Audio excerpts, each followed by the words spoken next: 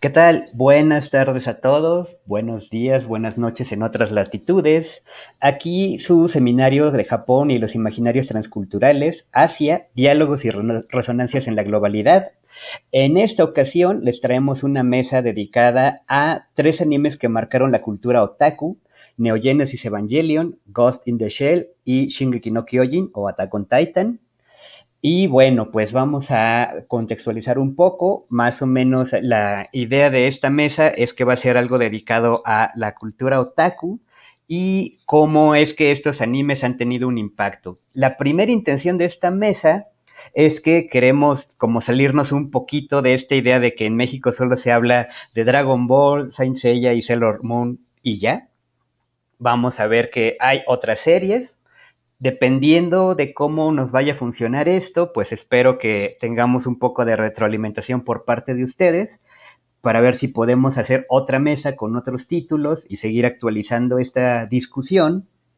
Y bueno, también otro objetivo importante es como decirle a toda la gente que está muy interesada en esta cuestión del anime y manga, que es algo que se puede tratar académicamente, seriamente, y por eso es que hemos traído a un grupo de expertos en diferentes campos, como psicología, historia y filosofía. Cada quien va a aportar una visión diferente para estas tres series. Y bueno, pues vamos a empezar sin más preámbulos. Primero les quiero presentar a el maestro Salvador Eduardo Velasco Ríos. Él es de la Ciudad de México, tiene una licenciatura en Letras Inglesas por la Universidad Nacional Autónoma de México, una maestría en estudios fílmicos por la Universidad de Hong Kong y actualmente está en proceso de titulación de la maestría sobre estudios de Japón en el Colegio de México, el Colmex. Trabaja con temas de investigación relacionados a la historia del desarrollo cinematográfico de las llamadas nuevas olas en diferentes regiones de Asia, Japón, China, Taiwán, Hong Kong y el sudeste asiático. Y bueno, pues Walter Benjamin es su pensador favorito y es el que va a tener como referencia para hablarnos de Attack on Titan. Bueno, pues vamos a proceder a compartir su presentación.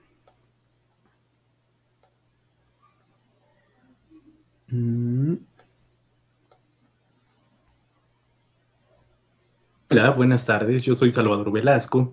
Y bueno, antes que nada quería ofrecerles una disculpa por no poder estar presencialmente con todos ustedes en este panel. Sin embargo, bueno, gracias a la tecnología puedo estar pues en este momento dándoles mi de igual manera.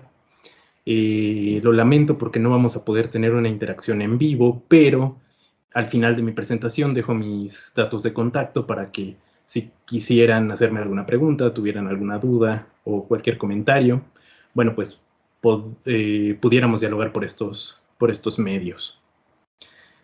Y bueno, sin más dilación voy a empezar con mi presentación.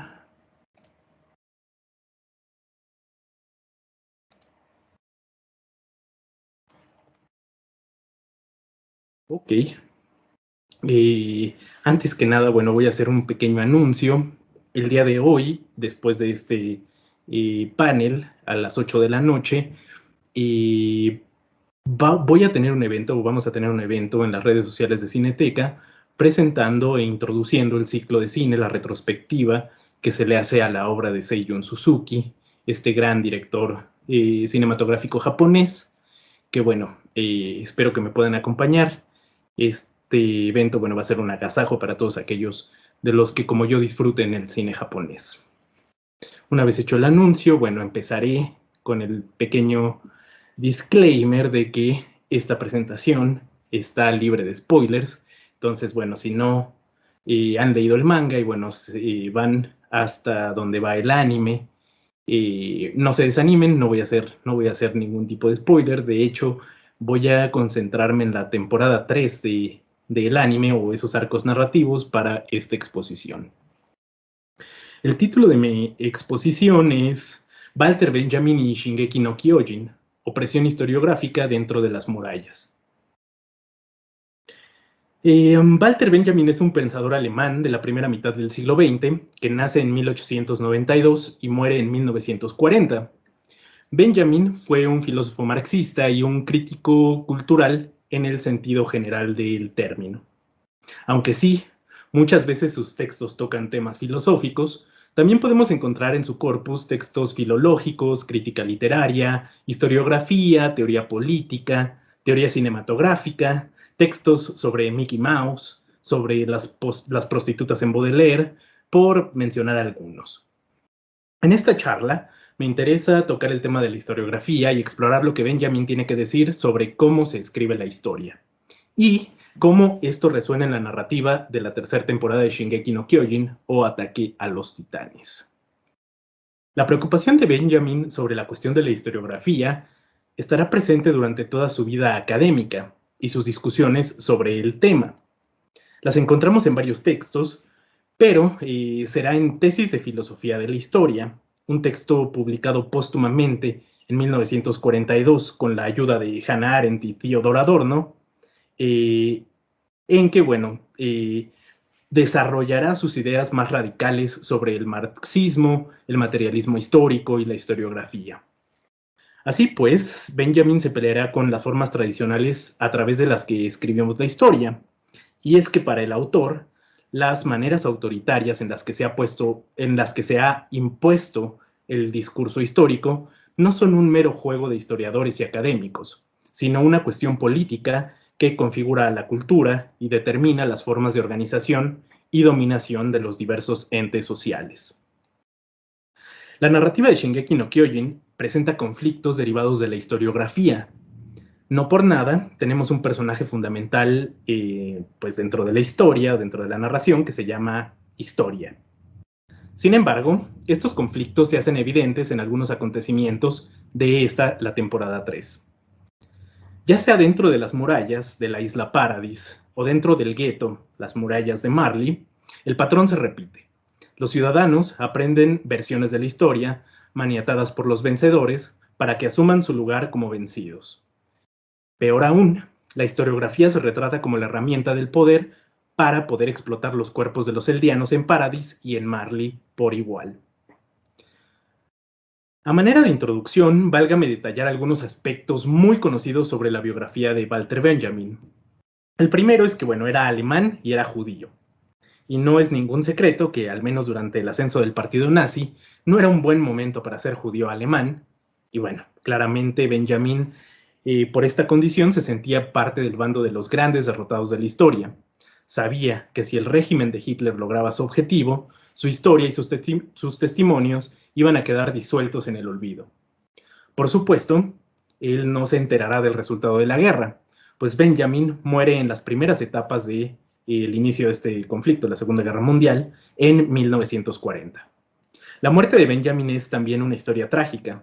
Se cuenta que Benjamin huye de Alemania y Francia escapando del avance nazi, pues sabía que si lo capturaban iba a ser asesinado o enviado a un campo de concentración. Cuando Benjamin llega a la frontera de Francia y España, encuentra la frontera recién cerrada y ante el temor de ser capturado por la avanzada nazi, se suicida con una sobredosis de heroína. El suicidio de Benjamin es aún más trágico porque, bueno, se sabe que la frontera franco-española estuvo cerrada apenas un día y posiblemente se habría podido escapar de no haber tomado esta decisión. En este contexto, justo antes de morir es que escribe su texto de Tesis de Filosofía de la Historia. En él, Benjamin se da cuenta y lanza una advertencia de que si el enemigo vence, no solo conquistará los espacios físicos y las cosas materiales, también dominará los bienes de cultura, entre ellos, si no el más importante, la historia.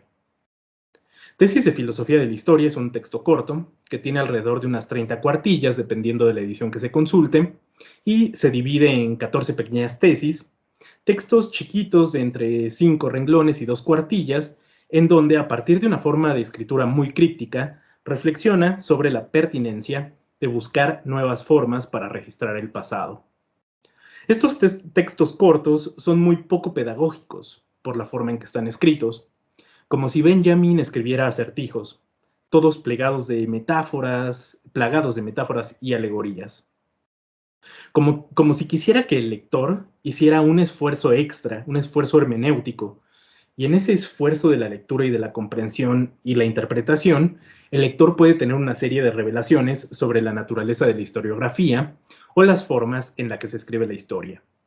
Por ejemplo, aquí tenemos un fragmento de la tesis 6 que dice: solo tiene derecho a encender en el pasado la chispa de la esperanza aquel historiador traspasado por la idea de que ni siquiera los muertos estarán a salvo si el enemigo vence, y ese enemigo no ha dejado de vencer. En este fragmento podemos notar la naturaleza alegórica y críptica del texto, y sin embargo, a través del trabajo hermenéutico, analizando el texto en su conjunto, podríamos descifrar que en este fragmento Benjamin articula la ahora famosa idea de que la historia la cuentan y siempre la han contado los vencedores. Pero notemos que este texto está escrito en clave metafórica. Y bueno, Benjamin, a diferencia de otros filósofos, nunca se va a detener a sistematizar y explicar a qué se refiere con la chispa de la esperanza, o los vencedores, o a qué se refiere con el enemigo. Esta es una pregunta, bueno, que se la deja al lector y que requiere un gran esfuerzo, un gran análisis holístico del texto. Y bueno, como lo esbocé anteriormente, en las tesis, Benjamin cuestiona las formas hegemónicas en que se impuso y se sigue imponiendo el discurso histórico oficial y las grandes narrativas. Cuestiona el discurso de la historia que hoy en día se distribuye a través de libros de texto en las escuelas y a través de documentos oficiales. Y es uno de los elementos que forjan la identidad, y él está seguro que es uno de los elementos que forjan la identidad individual y colectiva. Sin embargo, bueno, esta contienda por escribir la historia para Benjamin no es solo un juego de académicos, sino, en esta configuración, se juega una batalla importante, una batalla política de representación, en donde el vencedor siempre secuestrará la memoria e impondrá una imagen del pasado excluyente de todas las demás líneas narrativas posibles y válidas de la historia. El vencedor así robará la oportunidad de rememorar a los derrotados y así los descendientes de los derrotados no tendrán más que aprender las historias impuestas por los vencedores. Los derrotados así son doblemente derrotados porque no solamente han sido derrotados, sino también sus testimonios habrán sido olvidados. Advierte Benjamin también en su tesis 6 que, bueno, el peligro amenaza tanto al patrimonio de la tradición como a aquellos que reciben el patrimonio. Para ambos es uno y el mismo: el peligro de ser convertidos en instrumento de la clase dominante. Cierro cita. Benjamin, a través de las tesis, invita al historiador educado en el materialismo histórico a buscar nuevas formas de escribir la historia oficial, para que el resultado final sea inclusivo y no exclusivo. Pero para cambiar de raíz la forma de contar los acontecimientos pasados, el autor se da cuenta de que necesitamos cambiar la concepción instituida del tiempo progresivo. Así pues, el autor se peleará con la misma idea del progreso, o la idea de que el tiempo va hacia adelante en línea recta y que en cada instancia se supera de alguna manera la instancia anterior. Según el progreso, en cada instancia, bueno, hay un avance o estamos mejor de alguna manera. Y esto en el sentido de que, bueno, vamos superando instancias y problemas anteriores. Pero Benjamin no lo ve así. Para él todo es cuestión de perspectiva. Es cuestión de dónde esté parado el que juzga al progreso. Por supuesto que el progreso será algo deseable y beneficioso ante los ojos de los vencedores de la historia. Pero, ¿y qué pasa con los derrotados, a quienes el progreso les ha pasado por encima? Y sobre todo, ¿qué pasa con las historias de estos derrotados? Bueno, spoiler alert, sus historias se pierden en el olvido. Por eso, mientras los vencedores ven al progreso como la historia de un acierto, los derrotados ven al progreso como la historia de una catástrofe. Dice Benjamin en su tesis 7, cito: no existe un documento de cultura que no sea a la vez un documento de barbarie. Y puesto que el documento de cultura no es en sí inmune a la barbarie, no lo es tampoco el proceso de la tradición a través del cual se pasa de generación en generación. Por lo tanto, El materialista histórico se distancia en la medida de lo posible de esta forma de hacer. Y considera que su misión es la de cepillar la historia a contrapelo. Benjamin, jugando con la célebre Benjamin, jugando con la célebre dicotomía de cultura y barbarie, dice que la historia de la cultura es, a su vez, la historia misma de la barbarie, dependiendo desde dónde se vea. Pensemos, por ejemplo, en las esculturas de Cristóbal Colón, que han estado cayendo poco a poco alrededor del mundo, que a su vez fueron símbolo del progreso para algunos, pero de barbarie para los otros. Por eso, para Benjamin, analizar y estar consciente en todo momento de quién escribe la historia oficial no es un simple jueguito de historiadores y de contrastar fuentes y de recolectar testimonios y clasificar materiales. No. En la escritura de la historia existe la posibilidad de alcanzar de alguna forma la justicia de la memoria.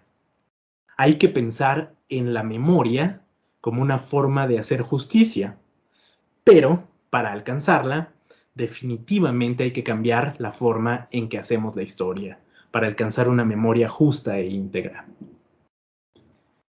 Benjamin ya buscaba formas de que la historia fuera realmente inclusiva, antes de que este impulso fuera mainstream.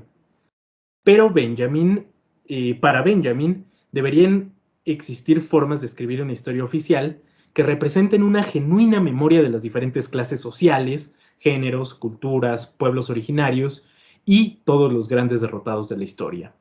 De dar una voz a quienes no se les dio la oportunidad de escribir la historia, o a quienes no saben escribirla, o a quienes hay que educar y colonizar para que puedan tener un lugar en la historiografía. Pero bueno, un matiz muy importante en esta búsqueda de nuevas formas de escribir la historia es que no se trata de darse cuenta de que la historia la escriben los vencedores y entonces ahora venir a reventarlos y quedar nosotros como los nuevos vencedores y así, bueno, imponer nosotros nuestra historia. No. Se trata de intentar buscar un modo histórico más justo, la posibilidad de una relatoría de los acontecimientos pasados en donde haya cabida para todo lo que pasó y nada se pierda. Una historia realmente efectiva. ¿Y cómo lograrla? Se preguntarán, pues varios. Bueno, lo que contesta Benjamin es cepillando la historia a contrapelo, lo que sea que eso signifique. Y esto es lo que me imagino siempre que leo esa frase de cepillar la historia a contrapelo. Benjamin identifica que la funesta idea del progreso está presente no solo en las formas positivistas de hacer historia, o a lo que él llama, no sin cierto desprecio, la historia historicista. Para él, la idea de progreso también está presente en las formas marxistas de hacer la historia, en el mismo materialismo histórico. Por ello, Benjamin emprende un proyecto para reformar al materialismo histórico, que ha sido contaminado con las malas mañas de la historiografía del juego de los vencedores y perdedores, el progreso. Para Benjamin, el verdadero materialista histórico es aquel empeñado en cepillar la historia a contrapelo y que sabe que a la utopía de la revolución no se llega a través de la catástrofe del progreso.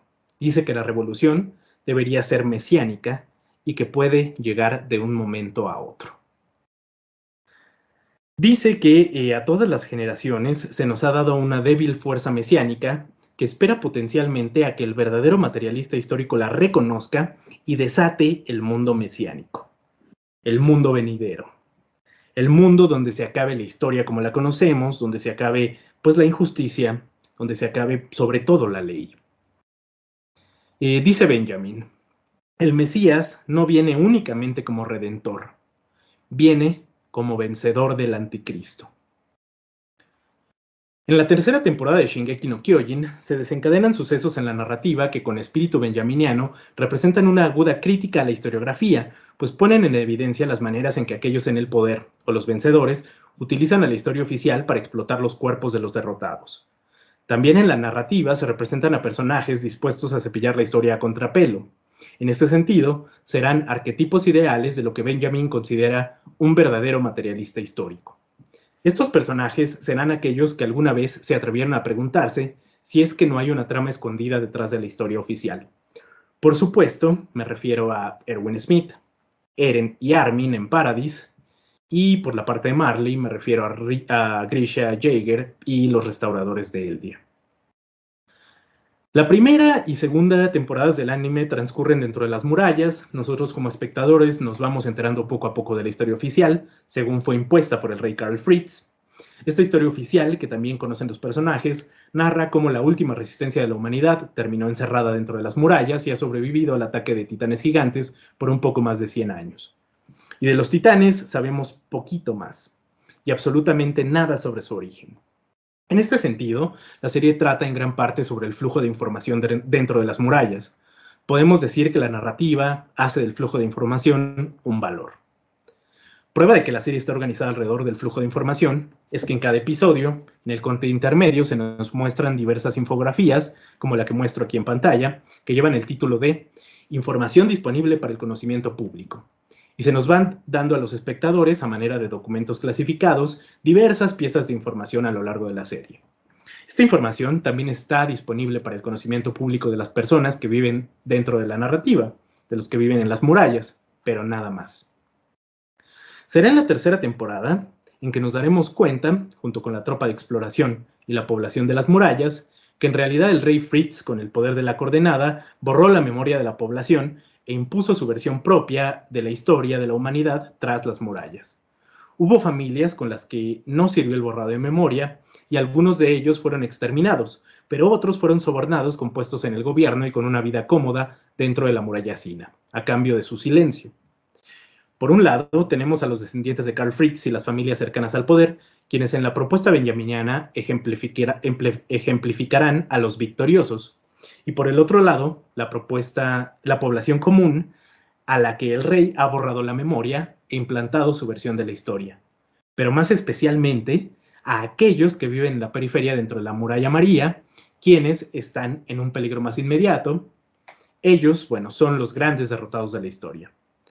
Por supuesto que el mayor interés de los poderosos será sostener su versión de la historia a toda costa para mantener sus intereses y su cómoda vida llena de privilegios en la muralla interior. ¿Y cómo controla el gobierno la historiografía? Por supuesto que a través de los libros de historia. En el capítulo 40, titulado Vieja Historia, se revela que en verdad la familia real es la familia Reese. Pero además, el capitán Erwin Schmidt le cuenta al comandante Pixis lo que recuerda sobre su padre. El padre de Erwin era un maestro de educación básica. Nos muestra en sus memorias un fragmento de la infancia de Erwin Smith. Erwin estaba tomando la clase de historia con su padre y su padre les contaba la historia oficial, la que la última resistencia de la humanidad había sobrevivido por 100 años tras las murallas y todo eso. Pero Erwin, no convencido, le pregunta a su padre sobre la veracidad y más detalles de esta historia.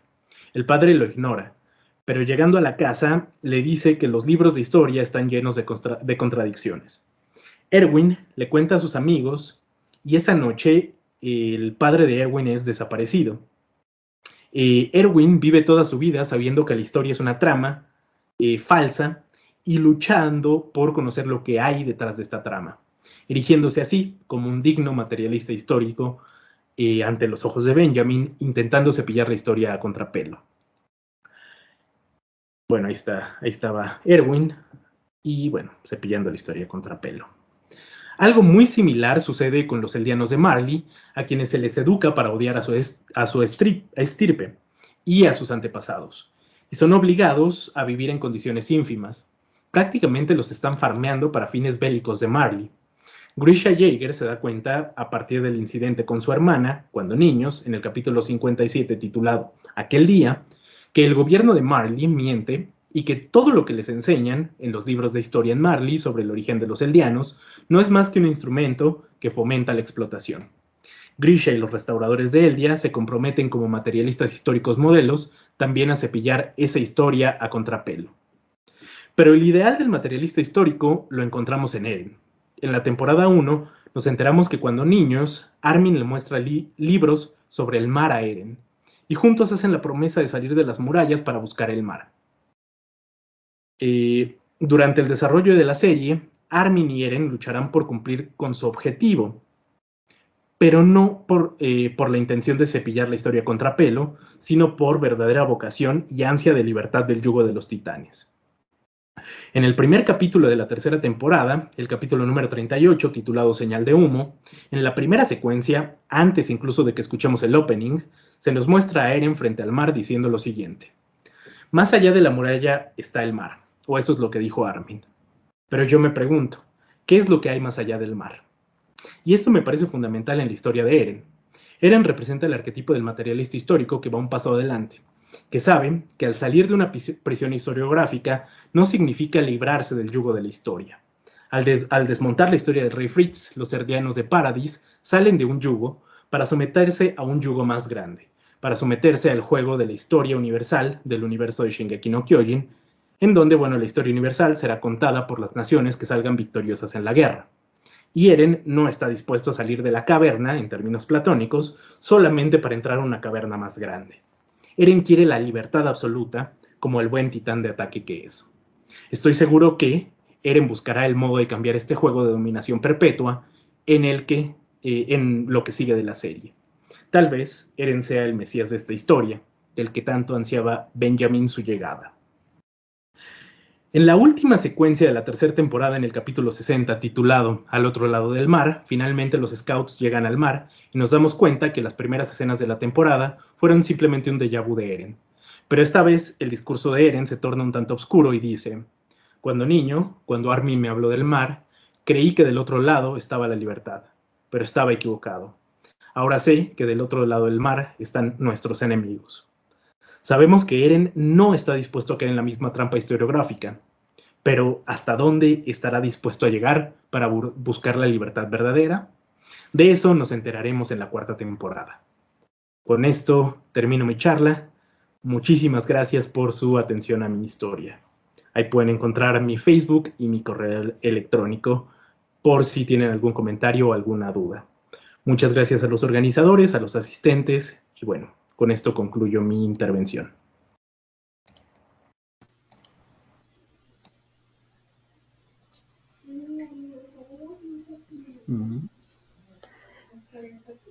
Ok, muchísimas gracias. Buenas tardes, yo soy Salvador Velasco.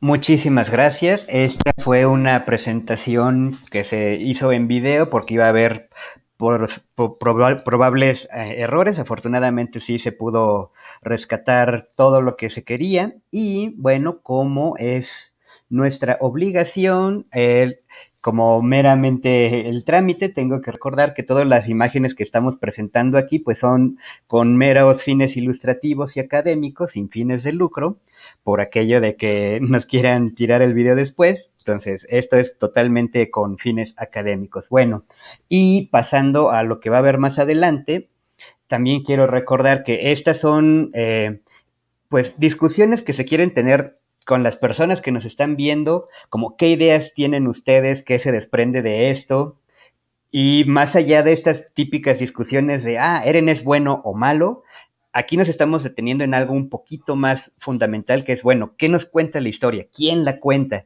¿Con qué objetivo?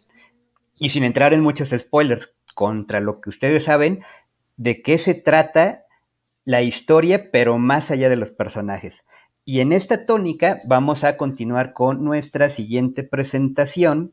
Ok, bueno, pues vamos a tener que arreglar esto, pero afortunadamente tenemos como nuestra presentación estelar con este Twitstar, el rockstar del universo de Tadaima, acompañándonos en esta ocasión, toda una celebridad entre los bajos mundos del internet y los otakus de élite, que en esta ocasión pues nos va a acompañar el doctor David Armando Gutiérrez Vega, licenciado en Psicología con maestría en Psicoanálisis y maestría en Estudios de Asia y África con especialidad en Japón. Además de la consulta privada, colabora con Tadaima hablando de anime, manga y novelas ligeras principalmente. Conduce el podcast Anime al Diván y es traductor de japonés-español para Konichiwa Festival. En el pasado ha colaborado con el lanzamiento de la marca de Smash Manga de Editorial Televisa, entre otras muchas cosas que seguramente sus fans aquí presentes ya conocen. Y bueno, en esta ocasión nos presenta la Clínica Mental Otaku Evangelion, examinada por Tamaki Saito. Ajá. Bueno, esto tiene mucho, mucho, mucho hilo de dónde cortar, así que vamos a dejar a el doctor que nos haga su presentación. Ah, muchas gracias. ¿Me escuchan bien? Espero que sí. Bueno, pues aquí estoy ya listo para compartirles un poquitín de lo que, bueno, pues de lo que se puede decir a propósito de Evangelion. Voy a compartir principalmente, bueno, ya les estaré compartiendo básicamente la presentación. Gabriel, si estás por ahí, me ayudarías a proyectarla, de ser tan amable. Este, porque yo también tengo ya algunos problemas con esta cuestión de la tecnología de pronto, y esto de la proyección fue un asunto, pues particularmente complicado en su momento. Pero bueno, pues muy bien, ahí está, ya está la presentación. Así es, bueno, pues esta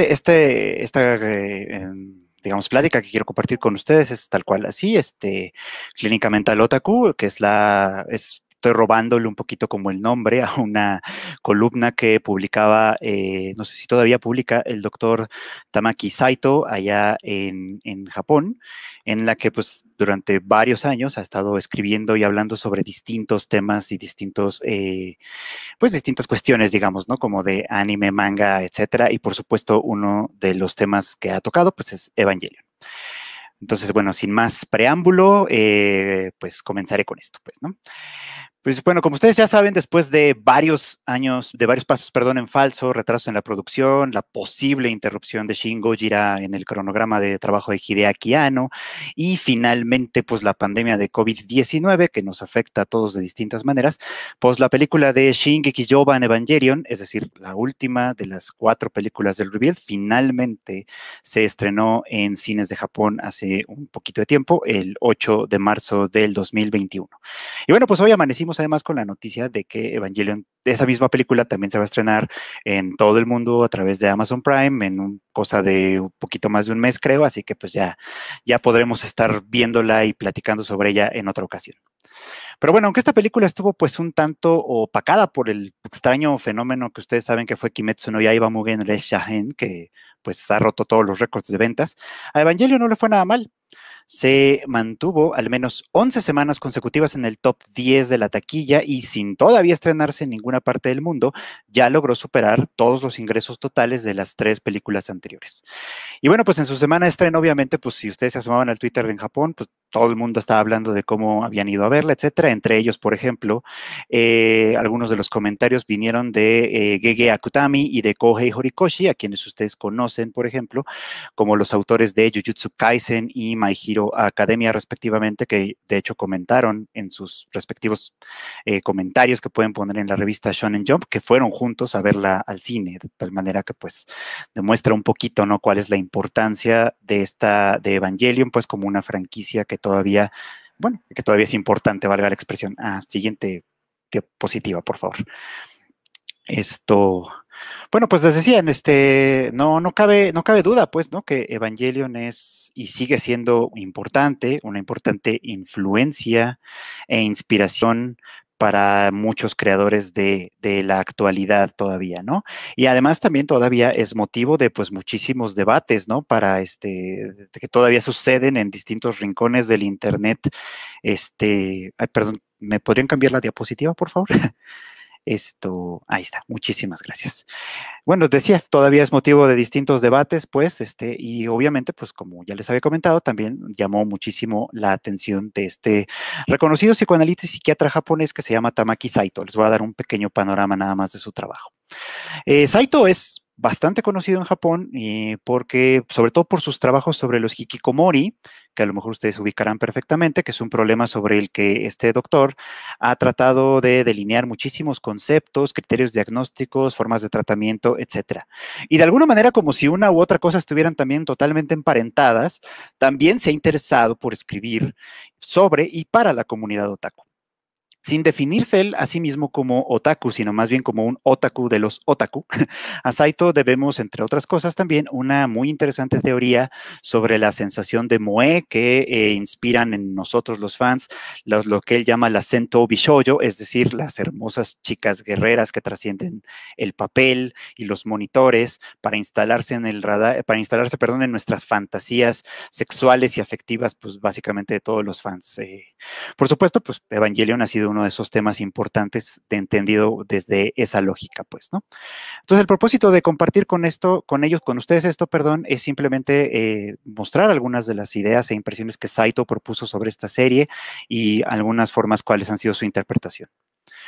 En uno de sus primeros artículos, publicado ya en febrero de 1997, el artículo se llamaba Evangelion, Identificación del Vacío, Saito escribió sobre la relación que tenía con la conducta y los sentimientos de los personajes de Eva y la identificación que el propio Hideaki Anno hace de sí mismo en esa obra. A través de esta, los espectadores no solo somos testigos entonces del relato en sí, sino que también atisbamos algo de la personalidad de su creador. Eso es lo que dice Saito. Siguiente diapositiva, por favor. Para Saito, pues, Hideaki Anno se ubica en el límite de sí mismo en relación con su obra, desplegando a través de toda la narrativa distintos fragmentos de su personalidad. O sea, en este sentido, Evangelion sería lo que Saito llama una metaficción por identificación, es decir, un escenario que le permite compensar así el vacío autopercibido que se encuentra en el centro de su personalidad. Ahora explico un poquito más a qué se refiere con esto. Saito, como psicoanalista en general, adscribe los términos generales, digamos, como de la postura de Jacques Lacan, según la cual, perdón, la topografía de la mente oscila principalmente entre lo que se conoce como lo simbólico y lo imaginario, que serían instancias mediante las cuales podemos atisbar un poquito la realidad que en realidad, por así decirlo, no existe como tal o no podemos conocerla como tal, sino solamente podemos acceder a ella de forma mediada, pues, ¿no? En ese sentido, Evangelion como tal es una ficción, digamos, ¿no? Una ficción compuesta por estos mensajes audiovisuales, es decir, Evangelion no existe más que como este tipo de mensaje, pues, ¿no? Pero eso no obsta de ninguna manera para que los espectadores como nosotros tengamos a partir de verla, de leerla o de lo que sea, una experiencia en nuestro respectivo imaginario. Pero esta es una experiencia fragmentada, dice Saito, que se esparce a través del relato. Por favor, la siguiente diapositiva. Dice Saito, y cito, en Evangelion los personajes hablan de forma muy elocuente sobre su trauma y sus conflictos. Sus narrativas se transponen fácilmente a la propia voz de Hideaki Anno. Y bueno, pues que los personajes de Evangelion de alguna manera reflejan el estado mental de Hideaki Anno en tanto autor es un hecho que en realidad es de sobra conocido. En una declaración que el propio Anno firmó en julio del 95, es decir, unos meses antes de que se emitiera el primer episodio de la serie original de Evangelion, y esta declaración se publicó en el primer volumen del manga, por cierto, Hideaki Anno dijo, y cito, se dice que vivir es cambiar. Inicié esta producción con el deseo de que al terminarla, el mundo y los personajes hayan cambiado. Ese era mi verdadero deseo. Traté de poner todo de mí en Neon Genesis Evangelion, yo, un hombre destrozado que no pudo hacer nada por 4 años, un hombre que huyó por 4 años, uno que simplemente no estaba muerto. Entonces una sola idea, no debes escapar, vino a mí y retomé esta producción. Lo único que tenía en mente era verter todos mis sentimientos en ella. Sé que mi conducta fue irreflexiva, problemática y arrogante, pero lo intenté. No sé cuál será el resultado. Esto es porque, para mí, la historia no está terminada. No sé qué pasará con Shinji, Misato o Rei. No sé a dónde los llevará la vida. Pero tampoco sé a dónde nos llevará la vida a quienes trabajamos en esto. Siento que estoy siendo irresponsable, pero es natural que debamos sincronizarnos con el mundo al interior de esta producción. Es decir, desde esta declaración que Anno escribió en el 95, pues ya estaba bastante claro que Evangelion, si alguien representaba sobre todo, era a él, ¿no? Pero bueno, pues De aquí además podemos desprender muchas otras cosas, que entre ellas, pues que la angustia de separación que Shinji, Misato y Asuka en esa serie original representan constantemente, pues ahí se trasluce, por supuesto, la propia angustia de Ano. Pero además, en Rei, que es un personaje muy peculiar, se percibe también el anhelo de encontrar algo que pueda llenar ese vacío. Esa meta experiencia, digamos, por así decirla, traducida a un lenguaje audiovisual, conecta con nosotros como espectadores quienes también la experimentamos mediada por la ficción. Esto puede suceder, de acuerdo con Saito, precisamente porque el relato de Ano se ubica en líneas fronterizas de identificación. En la serie no aparece ninguna madre viva, por ejemplo, apunta Saito. Pero su figura es omnipresente a través de una asociación de ideas. Tenemos a Adam o Adán, de ahí viene Eva, de ahí viene Yui, la madre de Shinji, de ahí viene Rei y de ahí viene, al final de cuentas, el concepto como global de madre. En las teorías psicoanalíticas clásicas, la relación imaginaria con nuestras madres tiene un papel fundamental en la formación de la topografía de nuestras mentes. No los voy a aburrir con una larguísima explicación al respecto, pero baste con decir que el vínculo con la madre, es decir, no con la madre real como tal, sino con aquella con la que experimentamos una relación mediada por nuestros aparatos simbólico e imaginario, etcétera. Nuestra relación con eso establece los cimientos de todo lo que va a venir después. De ahí que en esta teoría todos podemos identificarnos de alguna manera con sus polivalencias, que esto es muy, muy importante. Como les decía, estas primeras ideas fueron escritas y publicadas en febrero de 1997, es decir, se insertaron todavía en el boom de Evangelion, porque, pues, como ustedes saben, la serie original terminó su primera emisión en marzo de 1996 y se había desplegado en Japón una discusión nacional sobre exactamente qué significaba ese final tan extraño que ustedes seguramente recordarán, pues, ¿no? Que de hecho, bueno, pues ustedes también recordarán que la serie en varias instancias recurre a escenas de introspección representadas por imágenes que son como muy fugaces, textos que se ponen en la pantalla con un fondo negro, con preguntas, afirmaciones, como las que podrían escucharse en la oficina de cualquier psicoterapeuta, por supuesto, ¿no? Y los capítulos 25 y 26 de la serie original se componen casi exclusivamente de ese tipo de narración. En estos vemos el resultado del plan de instrumentalización humana, o lo que se aplica a Shinji en ese momento, pues, ¿no? Y la propia serie aclara que este plan de instrumentalización humana no tiene en realidad tiempo de mostrarnos lo que pasa con todos los personajes y que solamente se va a limitar a decirnos qué es lo que pasa en la mente de Shinji hasta que llega él a su propia conclusión. Es en estos episodios donde la idea del límite de la que habla Saito es bastante clara. Al explorar el corazón de Shinji, no es solo la voz de Shinji la que habla, también lo hace Asuka, también lo hace Misato, también lo hace Rei, y en menor medida también lo hacen otros personajes. Pero estas voces no son las de aquellos como tal, son la parte de ellos que habita el corazón de Shinji, dando a entender un concepto muy importante, que es que la identidad de uno mismo no solo se compone de uno mismo, sino también de los vínculos que se establecen con otras personas. Entonces, el drama personal de Shinji aquí es bastante claro. Anhela por una parte el contacto con los otros, pero al mismo tiempo lo teme porque ese contacto implica la posibilidad de rechazo. Y aunque sus configuraciones son distintas en general, este es el punto en el que Shinji se identifica con Asuka y con Misato. Ambas, desde sus respectivas circunstancias, hicieron lo que estaba en sus manos para ser reconocidas y aceptadas por otros, llevando consigo mismas el de miedo al rechazo.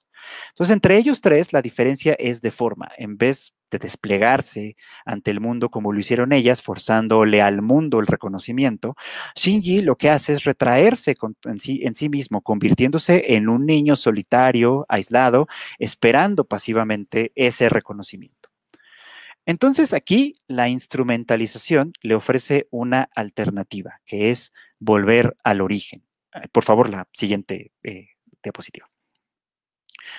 La unión de todas las almas en una sola es la aterradora fantasía de la pulsión de la muerte freudiana, pues, ¿no?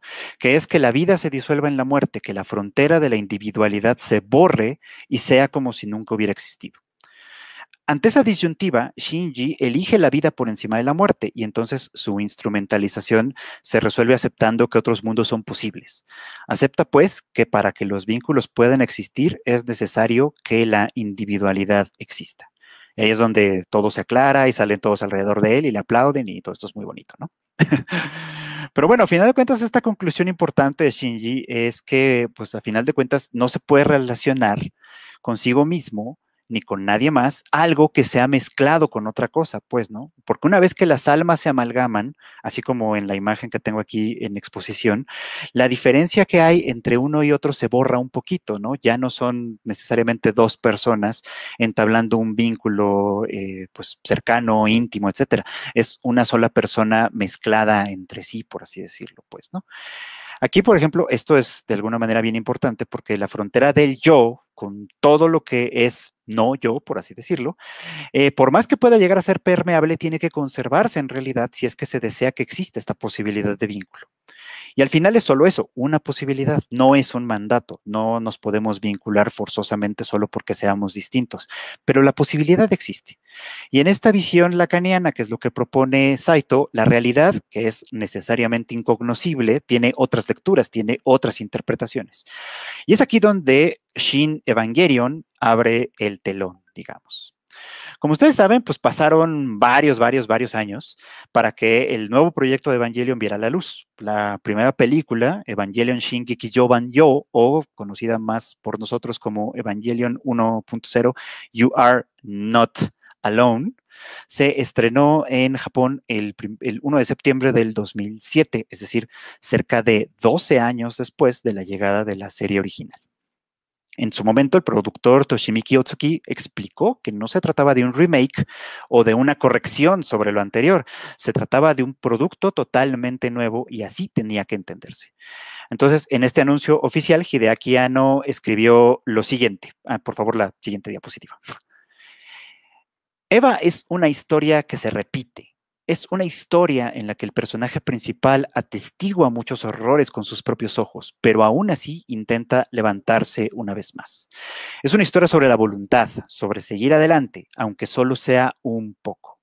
Es una historia sobre el miedo, donde alguien debe enfrentar una soledad indefinida y debe acercarse a otros, pero aún así quiere intentarlo. Esto de que Evangelion es una historia que se repite, creo que al principio no había quedado tampoco muy claro en esa primera película, porque salvo algunas diferencias menores, pues en general seguía con bastante fidelidad los pasos de la serie original. Las diferencias en realidad empezaron a aparecer hasta 2009, cuando el estreno de Evangelion 2.0 o You Can Not Advance, que para Saito introduce en la franquicia algo muy importante, que básicamente son dos cosas: cambio y crecimiento. Siguiente diapositiva, por favor. Dice Saito sobre esto: todo parece que ha madurado. En un comentario que hace sobre esta película, dice: todo parece que ha madurado y es muy estable. Casi no se percibe la ingenuidad de la serie anterior, que no se sabía para dónde la llevarían. Y luego pues alude a esta parte de la película que ustedes a lo mejor recordarán, en la que Rei organiza una reunión amistosa para intentar acercar a Gendo y a Shinji, a padre e hijo, y Saito dice con sorpresa, le cito, tal cual: Rei Ayanami, que era la paciente número 1 en mi departamento de psicopatología de Eva, está planeando una cena y practicando en su cocina. Ya, cierro la cita. Estaba muy sorprendido Saito cuando vio esta escena, por supuesto. Y bueno, esto es un punto sobre el que quiero regresar más adelante, pues, ¿no? Porque Rei cocinando para los dos hombres que le son más cercanos en este punto es algo que merece un poquito más de trabajo. Pero bueno, ese no es el único cambio en realidad. También en nuestra nueva versión, donde aparece Asuka, ya no se llama Soryu, sino Shikinami, dando un poquito como la impresión de que podría ser un personaje diferente, aunque no exactamente, o sea, no distinto, pero sí, si eso tiene algún sentido para ustedes. Y también hay una nueva integrante en el grupo, que es Mari Makinami, de quien sabemos en realidad todavía muy poco. Y además está esta escena final en la que aparece Kaoru y que la cinta cierra con él diciéndole a Shinji: esta vez te haré feliz, ¿no? cosa un poquito críptica también. Pero para Saito todos estos cambios se parecen un poquito más a lo que habría sido un doujinshi que a un mundo paralelo, es decir, como a una reapropiación personal de la historia, que es lo que estaría haciendo Saito, y los personajes, perdón, Hideaki Anno, y los personajes quizá con el propósito de que el relato satisfaga un nuevo deseo de su autor. Y bueno, pues unos poquitos años después, en 2013, que se estrenó Evangelion 3.0, You Can Not Redo, Saito vuelve al tema en esta columna que les digo que es la Otaku Shinkei Sanatorium, que es como se llama esta columna, y donde escribe Evangelion wa Owaranai, o más bien Evangelion no terminará. Aquí hay un cambio en el pensamiento de Saito. Todo lo que había pasado, toda su emoción de la película anterior parece desvanecerse un poquito y lo que hace es calificar en primera instancia la película, esta tercera película, como borderline, haciendo una alusión no solo a las ideas que había dicho al principio sobre la línea fronteriza y tal, sino también a un específico trastorno de la personalidad que se caracteriza, entre muchas otras cosas, por inestabilidad. Dice Saito, si aquí hubiera una unidad de psiquiatría, habría que preguntarles a los médicos qué es lo que está pasando con Eva y probablemente todos nos responderían, esto es un caso típico de borderline. Y todavía amplía más su explicación. Una persona con este trastorno, con trastorno límite o borderline, es inestable en muchos sentidos. Dado que sus emociones son inestables, su comportamiento es inestable. Dado que la forma de ver las cosas es inestable, su forma de pensar es inestable. Y entonces toda esta estabilidad y madurez que le había reconocido indirectamente a Hideaki Anno y a Evangelion en You Cannot Advance queda provisionalmente cancelada, digamos, tras haber visto esta secuela. Pero bueno, yo creo que esta apreciación en realidad es de esperarse. Si ustedes vieron esta película, Evangelion 3.0 You Cannot Redo, aquí ocurren muchísimas cosas que son incomprensibles en primera instancia, ¿no? Por un lado, han pasado 14 años desde los acontecimientos de la cinta anterior, pero Shinji, Asuka y Mari no han crecido. Rei tampoco, pero es un caso aparte. Esto es lo que es la maldición de Eva, lo que nos dicen que es la maldición de Eva. Por otro lado, además, los padres simbólicos de toda la organización se encuentran divorciados. Por un lado tenemos a Misato Iritsuko dirigiendo una organización que se opone a NERV llamada Wille, que es voluntad en alemán, y culpan a Shinji de haber ocasionado un casi tercer impacto en la escena final de la película anterior. Y el título, por otro lado, You Can Not Redo, por supuesto, hace alusión al deseo de Shinji de volver a un estado anterior que nuevamente se conecta con este deseo de volver al origen que atravesaba por completo el argumento de la serie original. Sin embargo, como bien observa Saito, la película opera en una narrativa borderline donde en realidad no hay nada estable. Por favor, la siguiente diapositiva. En esencia, dice, Evangelion trata o gira mucho en torno a una especie de triángulo amoroso entre un hikikomori, que es Shinji, una chica que tiene un tipo de trastorno Asperger, que es Rei, y una chica con una evidente personalidad límite, que es Asuka, y este triángulo amoroso se mantiene como la piedra angular de la historia. Shinji continúa sintiendo atracción por Ayanami, incluso en esta película, que es un clon vacío de su madre y con quien no puede comunicarse.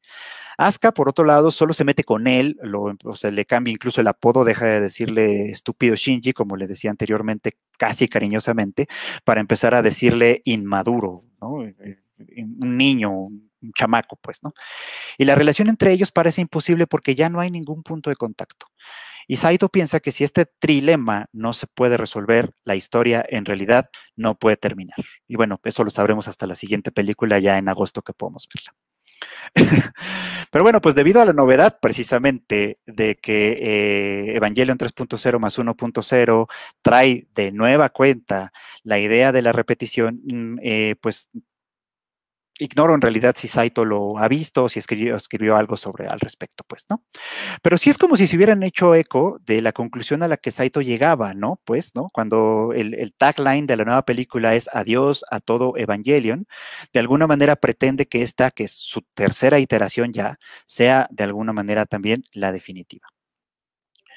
Supongo pues que no es ninguna sorpresa en realidad que la interpretación de Evangelion que ha hecho Saito a lo largo de todos los años sea tanto desde la psiquiatría como desde la metapsicología.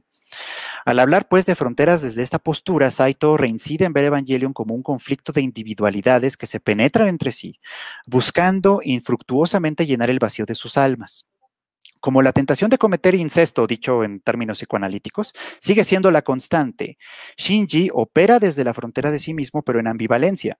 Es decir, no se decide si se va a abrir o se va a cerrar a los otros.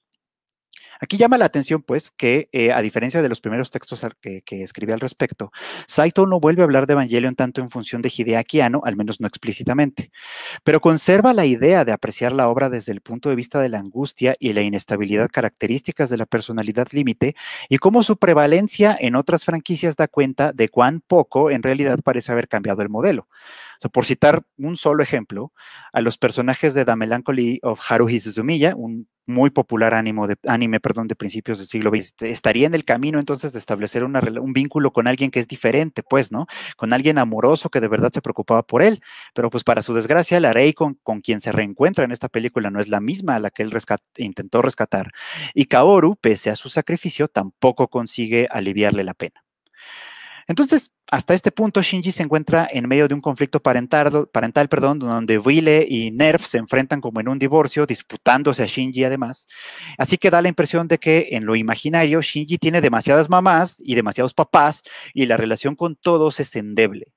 De ahí que su conducta se torna completamente errática, que se entrega con tanta rapidez y facilidad a la amabilidad de Kaoru, que se aferra a la esperanza de que si sube una vez más a Eva podrá remediarlo todo. Aquí la interpretación de Saito puede complementarse. La estructura borderline que para él atraviesa toda la saga parece explicarse precisamente en un escenario edípico de relaciones ambiguas y frágiles. Un escenario donde los aliados y los enemigos no se pueden distinguir por claridad, donde todos los yo están en constante conflicto. Donde, en última instancia, la solución no es realmente que los límites de los individuos se diluyan en un limo primordial, sino que más bien se reconozca que fuera del yo hay infinidad de no yo, es decir, que hay otras personas, otros mundos posibles nuevamente, y que un vínculo, a final de cuentas, no es otra cosa que un puente. Y bueno, pues básicamente eso es lo que quería compartir hoy con ustedes. Muchas gracias a todos.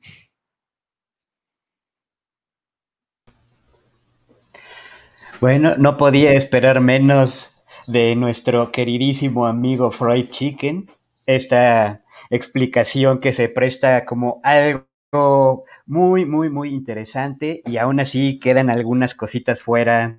Esta relación del amor, qué es, cómo lo entiende Kaworu, cómo lo entienden los demás, qué pasa con Kaji, etcétera. Ese tipo de cosas también las podemos platicar más adelante en las preguntas. Y bueno, yo creo que aquí mucha gente que le está echando sus porras a nuestro doctor Freud, como que dijo, esto es lo que teníamos que ver. De este es el tipo de cosas que nos gusta hablar cuando dicen, ya sabemos de qué se trata Evangelion, ya la vi varias veces, pero ¿qué más? ¿Qué se puede decir de todo esto? Este es como uno de los objetivos que estábamos persiguiendo con esta mesa. Bueno, que ahora va a ser sobre Ghost in the Shell, la cual corre por cuenta del doctor Fernando Ruiz Molina, quien es licenciado en Sociología, con terminal en Comunicación Social por la Universidad de Guadalajara, maestro en Filosofía con especialidad en Estética y Filosofía del Arte por la Universidad de Guanajuato, con el trabajo titulado Anatomía de la Experiencia Improvisatoria, Kitsch.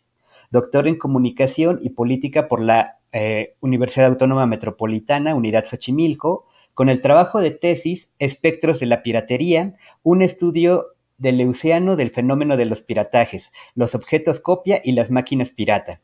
También es un colaborador y miembro del Círculo de Estudios sobre su Cultura Japonesa en México, o sea, SJM, donde hace investigación sobre China y Japón.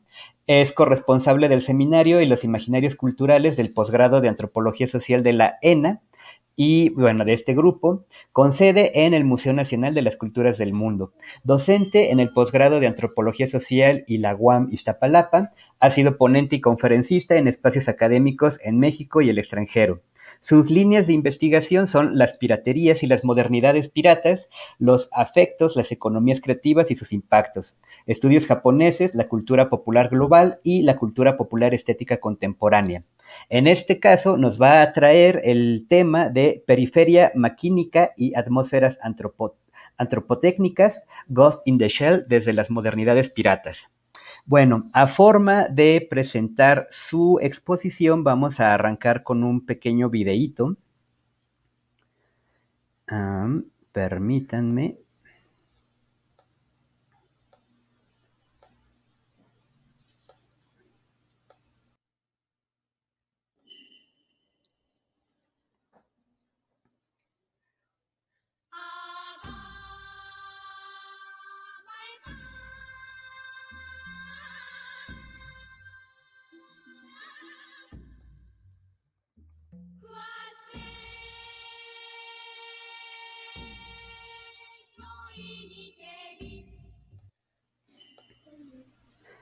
Muy bien, y con esta pequeña introducción vamos a dejar al doctor Fernando Molina que haga la magia.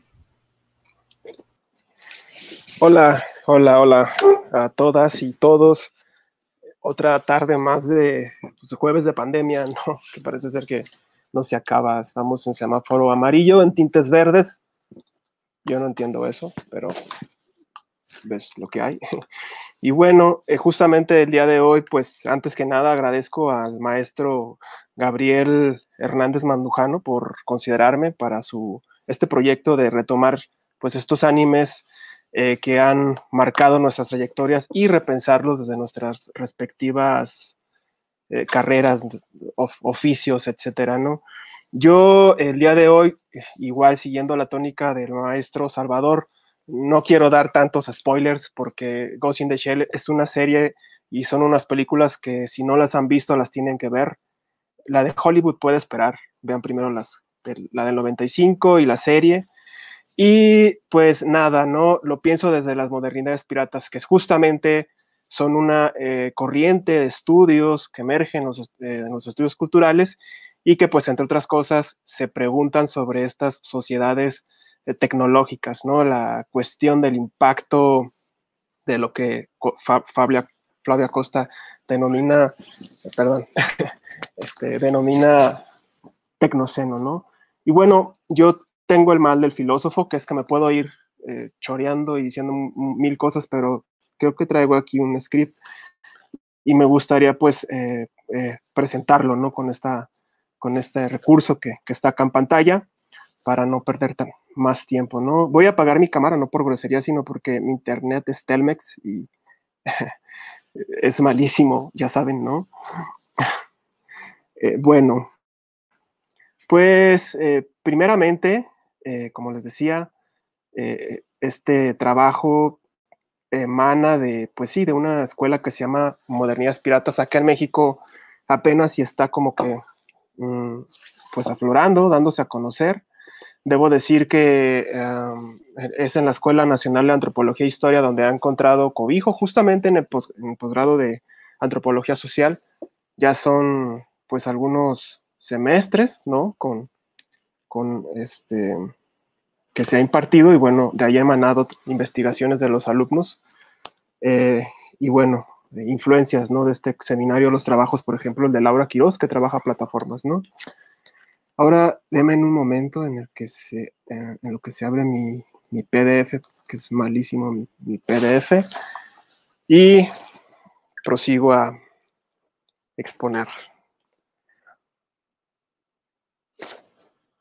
Qué horribles son estos tiempos de tecnología y COVID, como van a ver ahorita, adelantándome un poco a la impronta apocalíptica. Bueno, Ok, ahí ya se ve su presentación. Ok, muchísimas gracias y bueno, lo lamento, o sea, no sé si fue Telmex o fue el Puppet Master, ¿no? Ahora sí que, bueno, pues voy a apagar mi cámara y voy a proseguir a la presentación, ¿no? E igual, intentaré no hacer tantos spoilers, ¿no? Bueno, en 1989 aparece el manga Ghost in the Shell de Masamune Shirow, una obra de ciencia ficción que casi de forma instantánea pues alcanzaría un estatuto de culto entre la comunidad de consumidores de manga y durante los años 90, me parece que en el 95, con las películas de Mamoru Oshii, su condición de objeto global de referencia, ¿no? Siendo una de las principales influencias para el icónico filme norteamericano de Cyberpunk Matrix. ahora, bueno, las generaciones más chicas, me sorprende que no conocen las películas de Matrix, es referencia obligada, ¿no? Y bueno, en el entendido de que todos los presentes pues ya conocemos la obra, hoy me limitaré solo a desarrollar algunos puntos nodales que aparecen a lo largo de la obra, en el afán de abrir causas de discusión antes que ofrecer sentencias de clausura.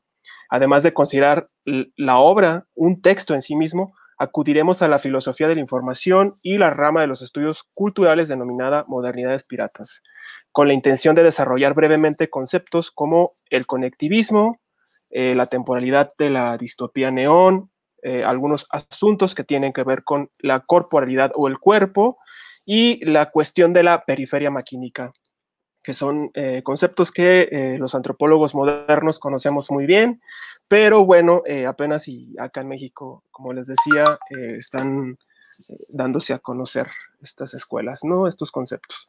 Aspectos que en su conjunto pues hacen de Ghost in the Shell un texto que no solo auguró las condiciones de posibilidad efectiva de conectividad tardomoderna y los varios efectos subjetivos, espaciales y materiales del surgimiento de las infraestructuras tecnológicas colosales para la gestión, manipulación, programación, recabación, lectura y producción de data. Ahora bajo una compleja operación que transforma la vida misma en un recurso extraíble a través de dispositivos que tienen que ver con máquinas de evaluación y reevaluación globales, ¿no? No sé si puedan ponerme ahí la que sigue, por favor. Intentaré ser breve porque estamos casi en tiempo, ¿no? Bueno, con las modernidades piratas, ¿qué son las modernidades piratas, no? Además de esta, como ya les decía, es esta escuela que surge en la India con el trabajo de Ravi Sundaram. Aquí en México, empieza a sonar con el trabajo de un artista plástico que se llama, se apellida J. Izquierdo, se llama el señor. Una obra muy interesante, y bueno, aquí en la Escuela Nacional de Antropología e Historia, con un servidor, ¿no? Y el seminario justamente de modernidades piratas.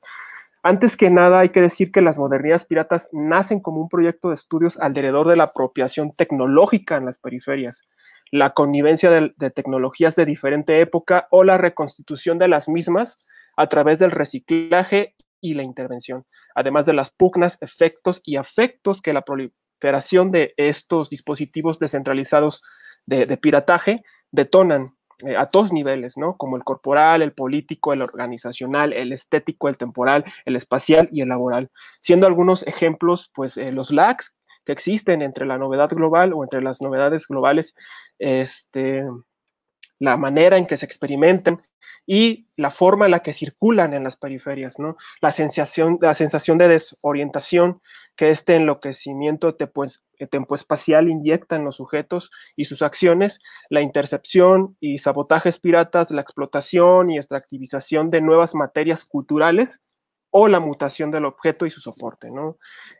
Posteriormente, las modernidades piratas pues se constituyeron como una escuela crítica y deconstructiva de las economías creativas y varias variantes o algunas variantes de los capitalismos informacionales. Y bueno, pues para pensar Ghost in the Shell, veo conveniente recuperar dentro de estas modernidades piratas las ideas que tienen que ver con el urbanismo media, que han anidado dentro de dichas modernidades piratas, ¿no? Dentro de dichas escuelas, ¿no? De donde nos interesa pues la reflexión, ¿no? Que existe alrededor por parte de algunos autores, como Sundaram, como Lai Wenpan, como Ghosh, etcétera, de esto que denominan como nuevos feudalismos informacionales, ¿no? Y la asimilación de toda suerte de lógicas temporales y materiales aceleracionistas a través del desarrollo de nuevas infraestructuras, ámbitos de experiencia global no presenciales, como el ciberespacio, y la aparición de nuevas pugnas de sentidos, como el de la copia, lo original y el fantasma, ¿no? Que el fantasma, pues, es un concepto, aparece ahí en el título, que es fundamental pensarlo, y no solamente desde Derrida o desde Lacan, sino desde la cuestión de la filosofía platónica y a la luz de los trabajos en torno al capitalismo maquinal de Raonic, por ejemplo, ¿no? Entre otras cosas, retomamos la división y constante superposición entre estos espacios oscuros, concebidos como repositorios de superstición, de no razón y colapso de la civilización, y aquellos tildados como iluminados, cuantificables y transparentes, de donde emana la idea de que los problemas de la ciudad contemporánea deben ser resueltos fuera del lenguaje de lo social inmediato. Es decir, a través de todo tipo de tecnologías de medición, cuantificación del entorno, formulaciones legales y programas disciplinares sobre el sujeto, etc. Si nosotros buscamos un ejemplo de esto, pensemos en la pandemia, pensemos en los indicadores que hay sobre los contagios y nosotros entenderemos cómo ahora justamente los data juegan un papel ahí muy importante en la regulación de los cuerpos y el confinamiento en aras de mitigar los contagios, ¿no? Etcétera. Por favor, la siguiente diapositiva. Bueno, el primer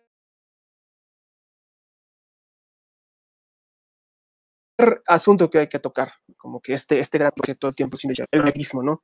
La unidad que compone justamente Motoko Kusanagi y su equipo, pues obedece a esta disposición sociotécnica de intervención de las escenas críticas, de escenarios críticos, ¿no? Un cuadro altamente entrenado de sujetos que se asume a sí mismo como seres vivientes devenidos conjuntos de datos, con similitudes, pero con órdenes particulares que permiten su singularización y constitución de sus ghosts, ¿no?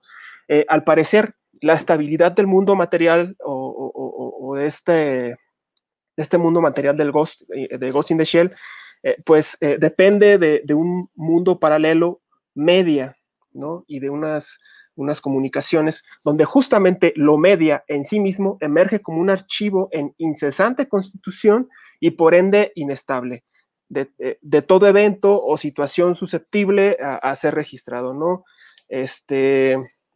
Un archivo en constante constitución, un archivo sin final, al parecer, un archivo en devenir, ¿no? Y por ende, pues inestable, ¿no?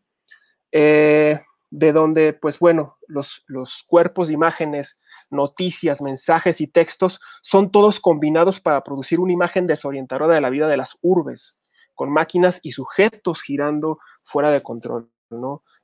Uno al otro, girando uno sobre el otro, uno frente al otro, pues fuera de control, ¿no? Kusanagi y su equipo pues representan a esos codificadores y esos negociadores en medio de la dibujada división entre humanos y máquinas, ¿no? Aunque la máquina, pues como apuntaba este pensador Keith Ansel Pearson, ¿no? Es construida como una entidad deficiente, carente de poder formativo autopoético y capacidad de evolución,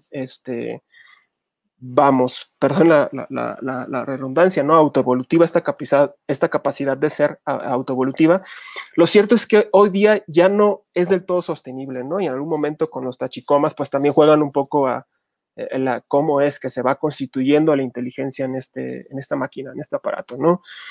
La máquina, pues, puede comportar capacidad de inteligencia solamente y tal vez, ¿no? A través de los entrecruzamientos de sus eslabones primarios, es decir, los datos, y una capacidad organizacional y generativa a través de los entrecruzamientos de las bases de datos, de donde el humano es solo otro engranaje en el circuito de flujos, ¿no?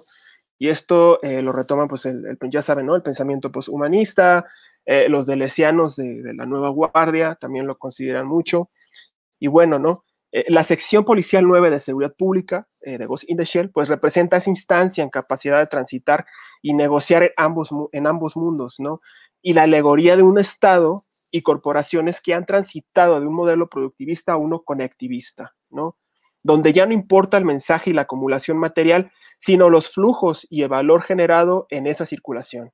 Y por ende, como apunta esta extraordinaria filósofa argentina, Costa Flavia, vigilar, administrar y controlar los procesos de desciframiento, expresión, transducción, transmisión, emisión, recepción y feedback, ¿no? Retroalimentar, ¿no?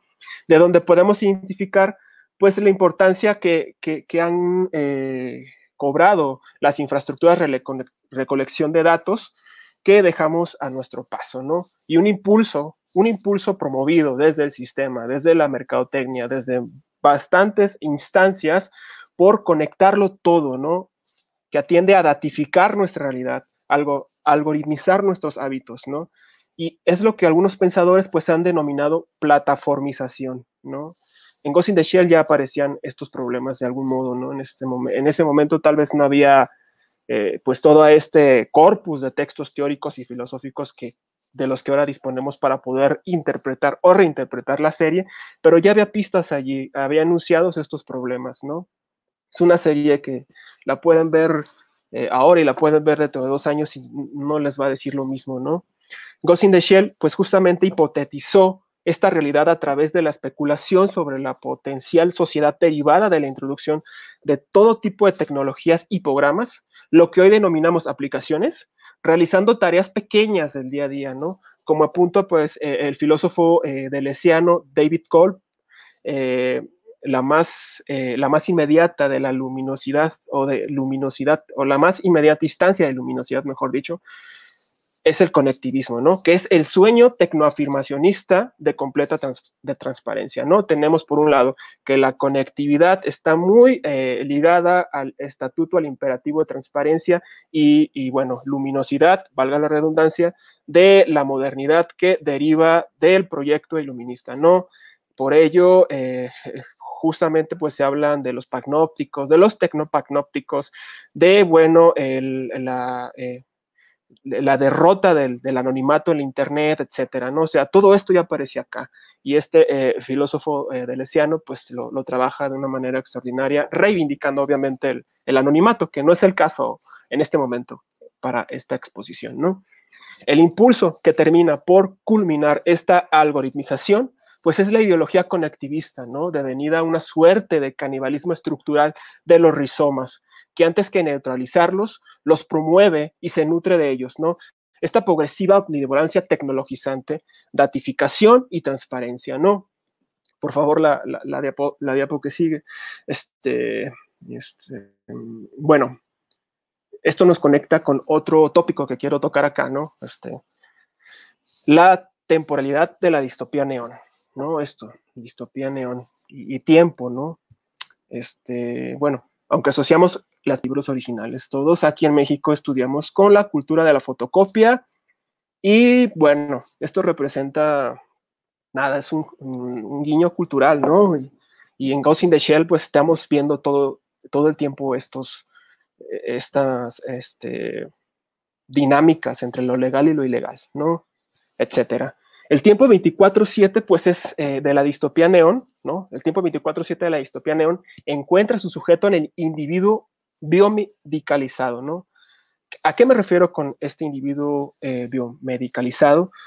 Pues nada, es un individuo en constante texteo, ¿no? Necesitado de los fármacos para producir serotonina, que ha naturalizado el imperativo productivista de autoexplotación, rendir a pesar de las innegables barreras orgánicas de su cuerpo, un sujeto atado a toda suerte de dispositivos entrelazados e intercomunicados a lo largo y ancho de la infraestructura global 24/7, al que le son extraídos los registros biométricos de su hacer.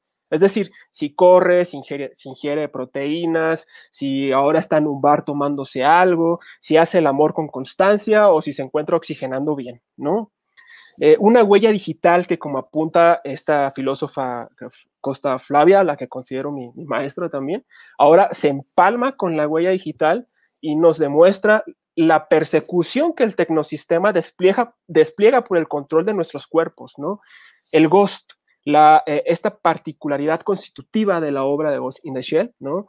Parece ser lo más próximo a este empalmamiento de la huella, ¿no? De la huella digital y esto de la huella física, ¿no? La huella dactilar, ¿no? Salvo que a diferencia del anime y el manga, yo no estoy seguro de si nosotros tenemos alguna agencia sobre nuestro ghost, es decir, sobre lo que las corporaciones hacen con los datos que producimos en la banalidad de nuestra experiencia y nuestra existencia, ¿no? Nada, ya estoy por terminar, ahora pueden pasar a la que sigue, porque seguramente que habrá, ya se están agarrando ahí en el chat, chicos, no se peleen. La periferia maquínica, ¿qué es esto de la periferia maquínica, no? Bueno, pues podemos pensarlo, ¿no? Aunque este es un aspecto que dejé al último, no es menos importante, ¿no? Y bueno, antes de sentar una relación tajante y completamente oscura, distópica entre el mundo de Ghost in the Shell y el nuestro, pues quiero resaltar justamente la capacidad de respuesta y reacción dentro de la periferia maquínica, ¿no? En Ghost in the Shell vemos todo el tiempo estos circuitos de hackers y traficantes informáticos, y bueno, la periferia está encarnada en en la figura, por ejemplo, del Puppet Master, ¿no? Que antes de repetir la idealizada y romántica figura del hacker, que es a su vez la reiteración de la figura occidental individual de autor, y esto es una crítica que también se le hacen a los hacktivismos, ¿no? Los hacktivismos a veces son muy románticos, a veces son muy cursis, los estudios culturales, pues nada, ¿no? Son un poco rudos en ese aspecto, y como que no van a reificar esta idea del individualismo romántico, este bandido romántico, ¿no? Pues para efectos de este análisis desde las modernidades piratas, nosotros pensaremos a esta periferia como el resultado, y a este personaje, ¿no? El Puppet Master, como el resultado de una máquina individual, divisible y en capacidad de individuar sus componentes, ¿no? Es decir, como el horizonte de posibilidades de un espacio en el que fluyen, entrelazan, combinan y mutan todo el tiempo temporalidades, espacialidades, saberes hegemónicos y contrahegemónicos, en capacidad de imitar las lógicas incendiarias de la destructividad creativa del neoliberalismo, ¿no? Para emplearlas contra el mismo, ¿no? Un nodo pirata de escrituras mutantes en capacidad de reciclaje, la intervención y el sabotaje, ¿no? Una fuerza que emana de los intercambios, negociaciones y resistencias a pequeña escala en todas esas sociedades periféricas, ¿no? Como Nueva Delhi, como Sao Paulo, como Hong Kong o como Ciudad de México, ¿no? La periferia maquínica, en palabras de Gerald Raunig, es el de la capacidad de agencia en medio de los nodos más caóticos, donde circulan tecnologías de diferentes épocas, ideas políticas contradictorias o que creíamos superadas, ¿no? Y toda suerte de afectos también, ¿no? Una suerte de zona fructífera para el surgimiento de una nueva composición de la desobediencia contra el capitalismo maquínico, ¿no? Y bueno, claves de lecturas de los procesos de registro, producción y circulación de los procesos informáticos y para la reinvención, mejor dicho, de estos viejos conceptos, ¿no? Y textos en aras de volver a encenderlos, de activarlos, ¿no? Por decirlo así. Es el aprendizaje del comportamiento del Pairos, ¿no? Piratería en en la composición de la palabra lleva el Pairos, ¿no? Pairos tiene que ver con este fuego destructivo, ¿no? Y bueno, este fuego destructivo de la piratería, pues es ahora para nosotros los antropólogos, para quienes hacemos estudios culturales, un nuevo yacimiento de sentido sobre las relaciones de tecnificación acelerada, ¿no? Y bueno, ya para cerrar, pues Ghost in the Shell ofrece como texto una serie de escenarios y problemáticas que van desde el montaje, o las fake news y sus efectos, la modificación de nuestras conductas a través del hackeo de nuestras huellas digitales, ¿no? Y nuestra inescapable dependencia a las máquinas, ¿no? Eso es algo que ya no podemos negar.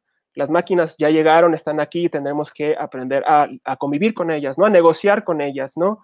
Ahora como sujetos aumentados, ¿no? Ghost in the Shell, pues, funge para la filosofía y las modernidades piratas como la antesala de ensayo y reflexión sobre lo que también mi maestro Pablo Manolo Rodríguez, pues, llama individuación de las poblaciones, la construcción de perfiles predictivos orientados al control y la modulación de las poblaciones, es decir, la tensión entre los dispositivos de control y gobiernos, ¿no? Con los dispositivos significantes, ¿no? Dispositivos de control y gobiernos con los dispositivos significantes de la cultura, ¿no?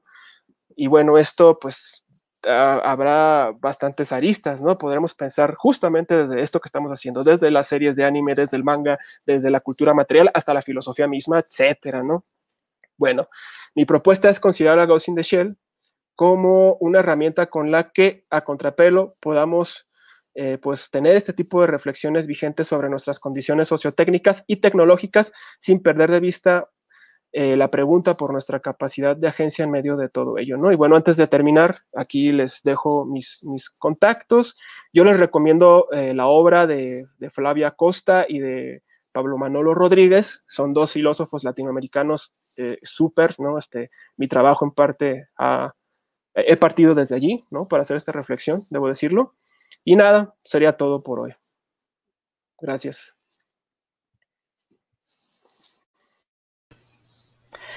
Muchísimas gracias. Pues de nuevo estamos entrando en terrenos donde el objetivo de esta mesa es dejarle a todos los fans del anime y manga esta idea de, bueno, puedo estudiar cosas y aún así dedicarle un tiempo serio al anime y manga. Estamos saliendo de estos lugares comunes. En el caso de Attack on Titan, donde si Eren es bueno o malo, si es el héroe o el antihéroe, o estas teorías de qué va a pasar después. Esa es una discusión que se tiene como fan, pero también desde la academia se pueden hacer estas otras ideas, como lo que nos propone Salvador, con lo que nos dice Walter Benjamin acerca de cómo es la historia, quién maneja la historia, desde dónde se está pensando. Y bueno, ahorita nos falló un poquito, estoy ofreciendo unas disculpas por adelantado porque pues estas fallas técnicas de la lluvia hicieron que no fuera tan fluido todo, pero bueno, estábamos pensando ligar esta producción de la historia desde, digamos, en el caso de Attack on Titan, con el Rey Fritz, que tiene este control hegemónico, con las narrativas que se manejan en Ghost in the Shell, que hablan de la producción desde la periferia, y pensar al sujeto no como alguien pasivo que simplemente está recibiendo la historia, está recibiendo una narrativa y dice, ah, pues eso es y punto. Vemos tanto en Attack on Titan como este grupo de personas que dicen, no, la historia no puede ser esto, debe haber algo más allá del mar, debe haber algo más allá de los muros. Y de repente llegamos a Ghost in the Shell, por lo menos en la película, cuando nos hablan de este hacker, o en la serie de Standalone Complex, que nos hablan del hombre sonriente, que nos dicen, no, la realidad no es eso que te cuentan, es algo que se produce, que produce uno mismo y que lo puede producir desde la periferia, lo cual nos estaría llevando también a la siguiente parte, que fue lo que nos explicó nuestro queridísimo Freud Chicken, con decir, bueno, la historia no solo es esa historia que nos llega de lejos, sino esta historia que uno mismo puede producir, y esta historia que uno se cuenta como para explicar por qué mi sentido, por qué estoy aquí, qué hago. Entonces estamos viendo cómo las narrativas no solo son algo que consumimos, también es algo que producimos, y que producimos no solo desde lo que nos dicen, sino desde lo que pensamos. Entonces, estas tres series no solo tienen en común que han sido parteaguas en la historia de la animación japonesa, también tenemos este hilo conductor de cómo las narrativas se pueden producir, consumir desde adentro, desde afuera, desde el centro, desde la periferia. Y bueno, pues ahorita en los comentarios hemos visto una gran cantidad de saludos, de porras, de reclamos, como de sí, necesitábamos hacer cosas de este estilo. También les recuerdo, nos pueden contactar a nosotros como el Centro de Estudios de Subcultura Japonesa como cesjm.g@gmail.com. Si ustedes tienen propuestas, quieren hablar de algo o quieren consultar cuestiones académicas, aquellos estudiantes que están viendo cosas de sus tesis como sobre cultura pop y no saben cómo abordar este tipo de temas, aquí con mucho gusto podemos ayudarlos a continuar la investigación, o si necesitan un espacio para exponer lo que ya han hecho, con todo gusto. Y bueno, también me gustaría un poco que se diera ahora los micrófonos a nuestros ponentes, y ahora que ya tenemos como esta línea más o menos clara de cómo están las narrativas, de cómo se producen y cómo se consumen, no sé si Salvador tenga algo más que aportarnos a esta parte de cómo Walter Benjamin imagina la historia y el papel de Eren, sin echar demasiados spoilers, en cuál es el papel de este Mesías, que puede ser héroe o antihéroe, eso es otra discusión, pero estrictamente desde este ejercicio historiográfico, ¿qué pasa con Eren? Bueno, pues es interesante lo que planteas, Gabriel, porque la cuestión del mesianismo en Benjamin es algo muy discutido. Pensemos que Benjamin era un marxista y también era judío. Esta es una combinación un poco rara. Y de hecho, su primer tesis del libro habla sobre cómo adentro del marxismo hay un pensamiento religioso, un pensamiento mesiánico. Pero bueno, pensar el mesianismo es algo bien interesante porque el mesianismo lo puedes tomar de dos maneras, una manera peyorativa y una manera un poquito mejor. Del modo peyorativo podríamos pensar en el mesianismo como lo más terrible y violento de las religiones, como en nombre del Mesías vengo y destruyo todo. Esto es como el pensamiento como un poco más peyorativo, donde lo retoman las religiones pues más radicales, pero Benjamin lo interesa retomarlo en el otro sentido. Para Benjamin, la llegada del Mesías, o es como se ha interpretado muchas veces, es, digamos, como la llegada de un mundo nuevo, donde todo lo que nos condiciona en este mundo ya no nos condicione, donde se acabe pues la injusticia, donde se acabe la ley. Por eso puse la cita ahí de el Mesías no solo viene como redentor, sino viene como vencedor del anticristo. Para Benjamin, por eso dice que ahorita que pues todo parece una catástrofe, o sea, él no se casa con la idea del progreso porque dice, o sea, el progreso nos ha llevado a toda esta injusticia, a toda esta desigualdad, a todo esto, pues para mí el progreso no es nada bueno. Y entonces, dice, para Benjamin, entre más sea evidente, pues la catástrofe, o sea, entre más el anticristo esté presente, el Mesías va a venir como el redentor, el vencedor del anticristo. Entonces va a acabar con todo eso que nos condiciona, como la ley y por supuesto la historia. La historia lo ve pues como una cuestión bastante política, digamos. Interesante. Y a propósito de esto, de hablar de el anticristo, pareciera como un vínculo más o menos directo a hablar de este plan de la instrumentalización humana que se maneja en Evangelion, porque ¿qué es esta figura mesiánica? En el caso de Shinji, más allá de decir, bueno, sí, Shinji es ese niño con problemas que a casi todo el mundo le cae mal, pero en la historia nos está planteando algo muy interesante que es este personaje que en esta historia juega un rol central porque tiene un poder de decisión sobre la historia va a continuar como la conocemos o vamos a reiniciarla y qué consecuencias hay en cualquiera de las dos decisiones.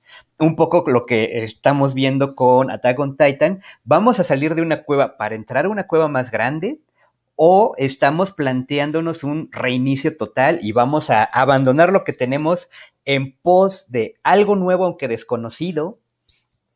En este renglón yo creo que David nos puede aportar un poco de ideas sobre qué es lo que pues Saito y en parte Hideaki Anno nos están queriendo explicar con esta idea de Shinji en este momento de la decisión, de la instrumentalización humana. ¿Qué tiene que ver el tomar decisiones con crear nuevas historias? Por ejemplo, cuando hablamos del final de Evangelion, The End of Evangelion, cuando a Shinji le dicen, ¿qué quieres? ¿Quieres la humanidad como un solo ente o quieres que todos seamos pues los individuos que somos? Tú decides, pero eso tiene consecuencias. ¿Y por qué se toma esa decisión? ¿Qué nos quiere decir desde la perspectiva de Saito esta posibilidad? Ay, bueno, es un tema como complicado, creo, porque, bueno, por ejemplo, la primera cosa que me preguntabas es un poco como, ¿qué es esto de el plan de instrumentalización humana? En realidad, creo que lo único que podemos decir con toda la certeza del mundo es que el plan de instrumentalización humana es lo que Hideaki Anno necesita que sea en un determinado momento cualquiera, pues, ¿no?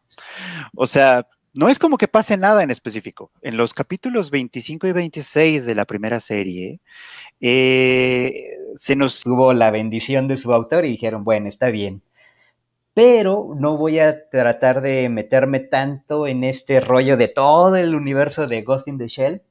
Solo me voy a estacionar en la película de 1995 con pues esta figura antagónica que no es realmente un villano, que es este personaje que se bautiza como el Proyecto 2501, que es como esa cosa que hackea el sistema, pero que resulta ser una conciencia, y que es esa voz que le dice a la mayor, a la protagonista, qué significa ser y qué implicaciones tiene el momento en que tú eres activo en tu propia historia.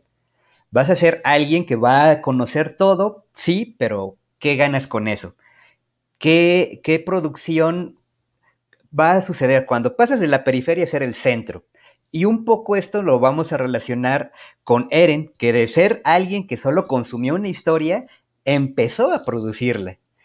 Y Shinji también, de vivir lo que le decían los demás, en algún punto dijo, no, yo voy a tomar la batuta y voy a decidir. Motoko, en algún punto también ese, yo sé que hay algo más allá de mí, más allá de mi mente, pero no sé cómo acceder a ello. Y es esta conciencia artificial la que le dice, eso que tú estás buscando yo te lo puedo dar, pero para que lo obtengas tendrías que dejar de ser tú. Y en este momento, entonces, ¿qué estamos pensando? O sea, ¿qué va a pasar con nuestros protagonistas? O sea, ¿qué pasa con Eren al momento de que dice, no, no me importa, yo sé que el costo de que la historia avance es que yo me tengo que sacrificar? No entrando en spoilers, pero ¿qué postura tiene en este caso, Benjamin, al decir, el Mesías es un Mesías porque es él o porque va a dejar de ser él? Y Shinji, ¿cambió el mundo en el momento en que dijo, todos seamos individuos? ¿O estaba esta opción que a lo mejor podríamos ver en la última película de, no, ahora sí quiero que seamos una sola entidad? ¿Qué precio hay a nivel teórico de abandonarse a uno mismo en pro de este bien mayor que nos plantean estas tres historias? Ahora voy a ir con Fernando. ¿Tú qué opinas sobre este punto en la película del 95 cuando Motoko dice, ya no soy ni Motoko ni el Proyecto 2501, soy un nuevo ser? Desde estas realidades piratas, ¿qué significa esta transhumanidad? De ya no soy una persona, ya no soy una mente, soy un ser sintiente que vive tanto en lo físico como en lo virtual. ¿Tú cómo piensas este transhumanismo?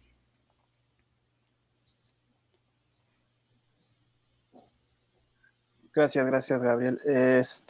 Sin duda que es un tema enorme, ¿no? Pienso yo en justamente, bueno, el deseo mismo de la Internet cuando nace es justamente como aglutinar todos los textos que existieron en su momento, ¿no? Y eso se quedó ahí como un mito, ¿no? En todos estos animes de ciencia ficción y aparece acá, ¿no? Bueno, ¿qué harías si lo sabes todo, ¿no? ¿Qué vas a devenir, ¿no? ¿Serás como Dios o no? Pero justamente Ghost in the Shell, en varios momentos, en varias inflexiones de su historia, hace referencia a esta idea de la individuación, ¿no? Nosotros para podernos individuar, mejor dicho, también necesitamos de los demás, ¿no? Es decir, es esta complicación hasta en términos filosóficos entre las influencias, entre los fantasmas, ¿no? Y donde precisamente, al parecer, y esto es un dicho de Rownick, ¿no? En algún momento dice, nadie es soberano en su casa llena de fantasmas, ¿no? Y acá es justamente esto, esta negociación con estas influencias, esta negociación con esos conocimientos todo el tiempo, ¿no? Para devenir qué, ¿no? Justamente. Y esto es algo que están ahí en Ghost in the Shell justamente cuando se esboza la idea de que el cuerpo, después de ser datificado, pues es prescindible, ¿no? Que lo que importa es el ghost, que lo que importa es esta configuración particular dentro de lo que sabemos, dentro de lo que hacemos, dentro de la vida misma, ¿no? Pero está la cuestión ahí hasta religiosa, ¿no? Ahorita que pensaba en lo que decía es David y Salvador, ¿no? La cuestión justamente del Holy Ghost, ¿no? El Espíritu Santo, ¿no? Ahí operando, ¿no? Y justamente, ¿no? En Ghost in the Shell siempre está esta idea de la rebeldía, ¿no? De, bueno, sin padres, sin gobierno y sin Espíritu Santo, ¿no? Todo el tiempo. Y Motoko, esa película tiene un final ahí medio subversivo, que por cierto, pues antes era como que muy proclamado, ¿ves? Ahora, pues ya no, ¿no? Por X o Y, por Facebook, etcétera, ¿no? Y pienso antes de culminar en todo lo que está pasando ahora con la pandemia, ¿no? La culminación y la modulación de nuestros cuerpos, de si estamos oxigenando bien, de qué vamos a hacer, es justamente ahora con las plataformas que tienen que ver con la salud, estamos ante un nuevo estatuto, ante una nueva condición de, bueno, ¿cómo le vamos a hacer para, a través de estos data que producen los individuos, evitar que se maten de un coronavirus, ¿no? Todos unos con otros, ¿no? Y justamente es creo que es el mensaje de Ghost in the Shell, ¿no? Nos necesitamos a todos nosotros para podernos individuar, ¿no? Sería como que la tesis, ¿no? Tecnopirata ahí. Interesante. Muy bien, y pues ya estamos llegando a la recta final, ya nos quedan solo un par de minutos. No sé si quisieran agregar algo más a esta bonita discusión. Yo simplemente hacerles mi anuncio de nuevo de que a las 8 vayan a las redes sociales de Cineteca. Vamos a estar hablando sobre el cineasta Seiyun Suzuki. Es un agasajo, es el cineasta que inspiró a Quentin Tarantino, Jim Jarmusch, bueno, un sinfín de cineastas por todo el mundo. Entonces, por ahí no se pierdan. Si no pueden ver la transmisión de hoy, vayan a sus películas. Van a estar del 2 de julio al 15 de julio en Cineteca Nacional, en salas de Cineteca. Perfecto, ya escucharon, súper recomendado, va a ser una cosa deliciosa, no se lo pierdan. Y bueno, pues afortunadamente este tipo de cosas, todo lo que se haya quedado en el tintero, si ustedes así lo deciden, podremos retomar una segunda mesa también centrado en animes famosos, otros títulos, otras aproximaciones. Pero bueno, eso lo dejaremos para otra ocasión, si ustedes así lo desean. Y bueno, no me queda más que dar los créditos respectivos al Círculo de Estudios de Subcultura Japonesa en México. Un servidor, Gabriel Mandujano, como moderador. En los controles, Laura Quiroz, que se encargó de la transmisión en vivo y el apoyo técnico. Olivia Domínguez Prieto, Isaura Sánchez y Karina Juárez, quienes se encargan del monitoreo y la moderación de comentarios. Por supuesto, tengo que dar los agradecimientos al Museo Nacional de las Culturas del Mundo por el apoyo y difusión de este seminario. Y bueno, pues sin más por el momento, no me queda más que agradecer su atención y pues nos veremos el próximo, sería junio, julio, agosto, primer jueves de agosto, que sería el número 5 de agosto, con nuestra siguiente mesa. Creo que no tengo ese dato aquí a la mano. No sé si, Laurita, ¿me puedes ayudar con ese dato de qué nos toca la siguiente mesa?